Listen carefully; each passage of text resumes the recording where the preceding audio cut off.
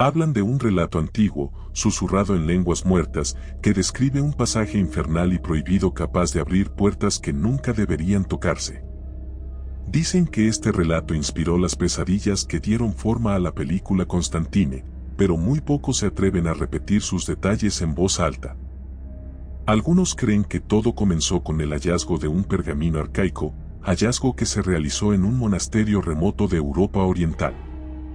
No había registros claros de su procedencia. Nadie sabía con certeza quién lo escribió ni por qué un texto tan macabro y profundo estaba escondido en una cámara subterránea, sellada con cruces de hierro y ladrillos cubiertos de símbolos de protección. En ese monasterio vivía un monje enfermo de los nervios, delgado y casi consumido por un miedo sin nombre. Él insistía en que, mientras dormía, un murmullo áspero lo llamaba desde las paredes, prometiéndole revelaciones imposibles. Decía que, si seguía aquellas voces, descubriría la historia del exorcista más atormentado que haya existido. Fue aquel monje, aterrorizado y con la mirada desencajada, quien suplicó a los visitantes que no leyeran ese pergamino enterrado bajo kilos de polvo. Nadie le hizo caso. La curiosidad mórbida pudo más, y un sacerdote joven, ambicioso por desentrañar secretos prohibidos, decidió investigar. Una noche descendió con una antorcha al sótano, apartó las piedras y se topó con un cofre roñoso. Dentro, enredada en vendas polvorientas, yacía una piel curtida que parecía un cuero humano grabado con letras rojas. Las frases estaban escritas con tinta que despedía un olor rancio, casi metálico. Cada palabra latía en la penumbra como si estuviera hecha de sangre fresca. El sacerdote sintió un escalofrío recorrerle la espalda cuando leyó la primera línea, pues la voz ronca de un suplicio milenario pareció murmurarle al oído: esta es la puerta para aquel que busca salvar su propia alma en diabólico trueque. El joven cerró el pergamino de inmediato, con los latidos tan fuertes que parecía que el corazón iba a saltarle del pecho. Sin embargo, al llegar la siguiente noche, lo reabrió, incapaz de contener su morbosa fascinación. El relato describía a un hombre llamado Elías, un exorcista con un don que superaba toda explicación. Este Elías, según contaba el testimonio en aquella extraña piel, podía ver demonios agazapados en las sombras, oler su presencia y conocer sus nombres sin esfuerzo alguno. Había nacido con la marca de un sentido sobrenatural, y eso lo hacía un arma viviente contra los seres del inframundo. Pero el precio era alto. Cada vez que expulsaba un demonio, parte de su cordura se marchitaba, como si aquellas criaturas le arrancaran pedazos de su espíritu. Aún así, Elías continuaba, decidido a sellar los portales al infierno y a evitar que las garras de lo maligno corrompieran nuestro mundo. Las páginas, o mejor dicho la superficie de piel que conformaba el pergamino, detallaban con crudo realismo los procedimientos de Elías. A diferencia de otros exorcistas, él no portaba agua bendita de manera convencional, ni pronunciaba largas oraciones. En su lugar, trazaba sigilos con su propia sangre, recitaba pasajes de un libro blasfemo que solo él parecía entender y clavaba dagas entintadas en símbolos ocultos para inhabilitar a sus adversarios demoníacos.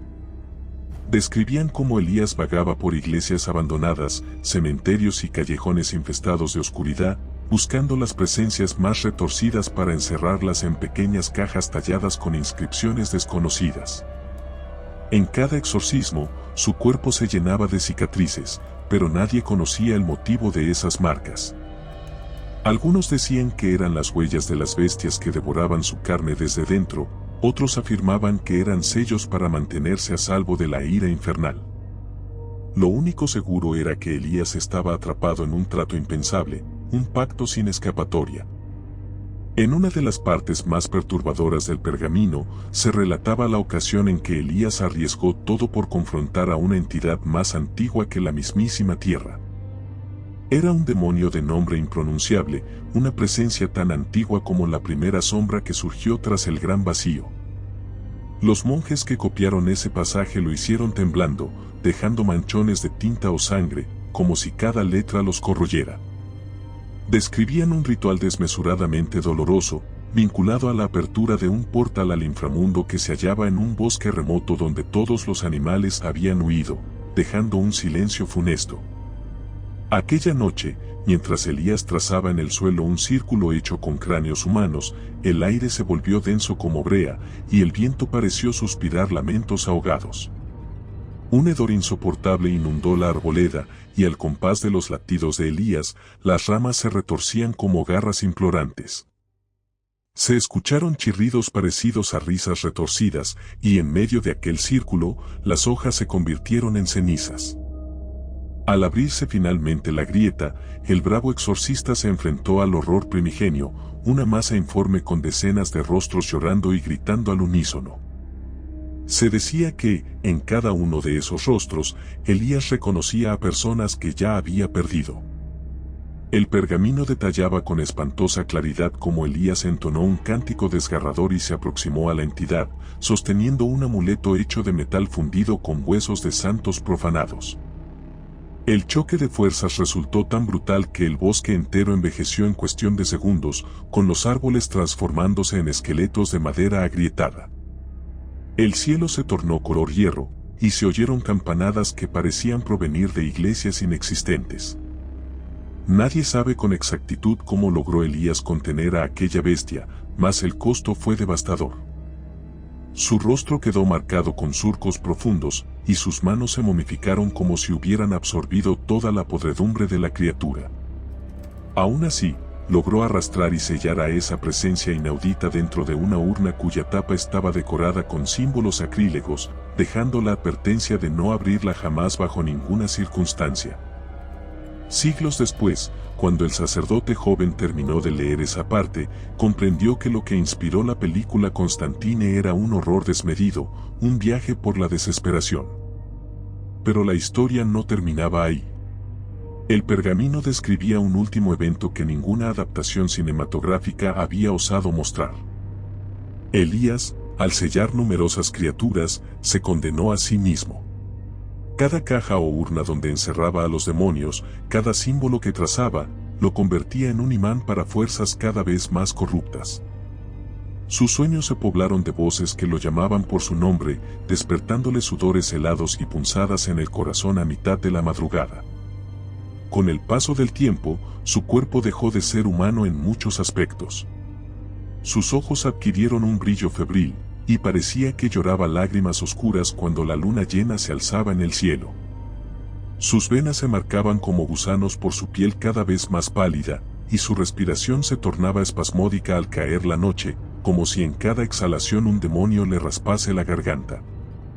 Las últimas líneas del pergamino mostraban el descenso aterrador de Elías hacia la locura. Por voluntad propia, y en un intento desesperado por librarse de la maldición, cavó en secreto bajo el altar de una iglesia abandonada, un pozo de tinieblas que él creía dirigiría a la raíz del mal.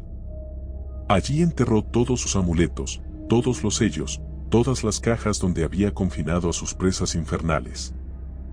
Luego se inclinó sobre aquel agujero y recitó una letanía que prometía redención. Sin embargo, en la quietud de la noche, algo se alzó desde las profundidades. Un viento helado emergió del pozo, arrastrando un hedor que podría marchitar hasta el coraje más férreo. Las paredes empezaron a emanar un sudor rojizo, y del hueco surgió una criatura raquítica, con huesos retorcidos y ojos sin párpados, que se encaramó a la superficie emitiendo quejidos guturales. Elías se quedó paralizado por un miedo inconcebible, incapaz de contener las lágrimas mientras aquella cosa avanzaba hacia él. No hubo escape. No hubo salvación. El pergamino se limitaba a describir cómo la criatura abrió su boca agrietada, y un enjambre de sombra salió de su garganta para cubrir el cuerpo de Elías. Después de un instante de absoluto silencio, lo único que quedó fue un eco de risas burlonas y un hedor amargo impregnado en el aire. El sacerdote que descubrió la historia quedó devastado. Empezó a sufrir alucinaciones, oía pasos en los pasillos del monasterio y encontraba marcas de garras en las paredes, incluso en su propia piel al despertar. Sus ojos se hundieron en cuencas violetas y su pulso se aceleraba en cuanto sentía el más mínimo susurro.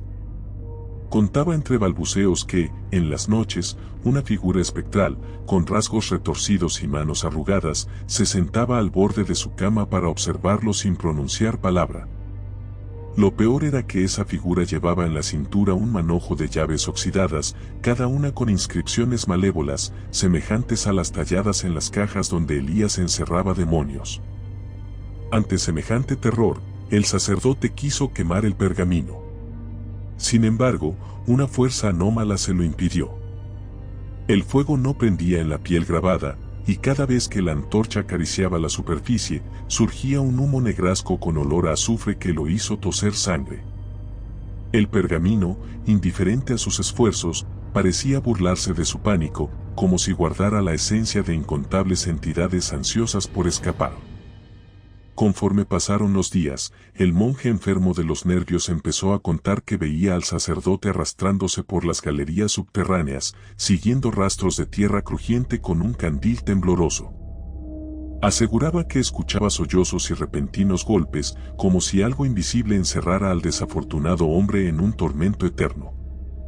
Una semana después, al fin encontraron al sacerdote desaparecido en las catacumbas, con la mirada perdida y rastros de arañazos por todo el cuerpo.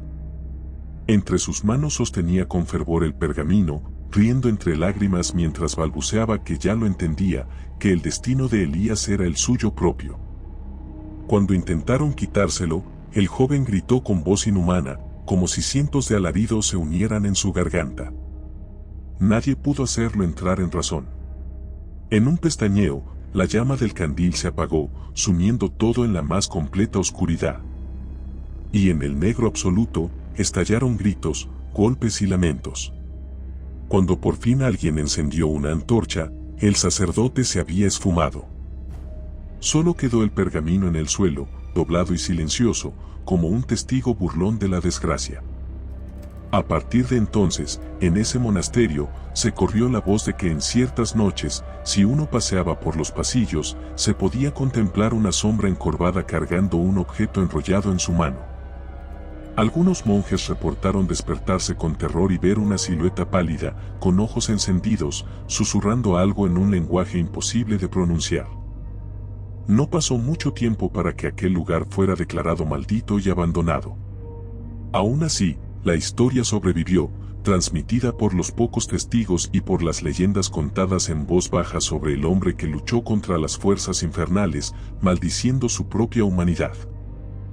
Dicen que una parte de esa historia llegó a oídos de ciertos guionistas y productores, quienes la usaron para moldear los cimientos oscuros de la trama de Constantine. Lo que nunca se atrevieron a mostrar en pantalla fue la verdadera pila de horrores que yace tras los símbolos y exorcismos, los gritos que resuenan eternamente en el hueco de las antiguas criptas, los sacrificios que consumían la cordura de un hombre ungido con un don tan grande como su propia perdición. Es el tipo de relato que devora la esperanza y siembra dudas en cada esquina, recordándonos que, más allá de cualquier representación cinematográfica, los demonios personales y las puertas que abren pueden llegar a devorar hasta las almas más valientes. Aquí acaba todo, sin redención, sin aprendizaje, sin piedad, como un abismo vivo que atrae a todo aquel que se atreva a mirar demasiado profundo en las sombras. Y en esos oscuros confines, los lamentos se multiplican para siempre. Si te gustó el video, por favor dale me gusta y suscríbete al canal, esto nos ayuda a seguir contando historias. Gracias.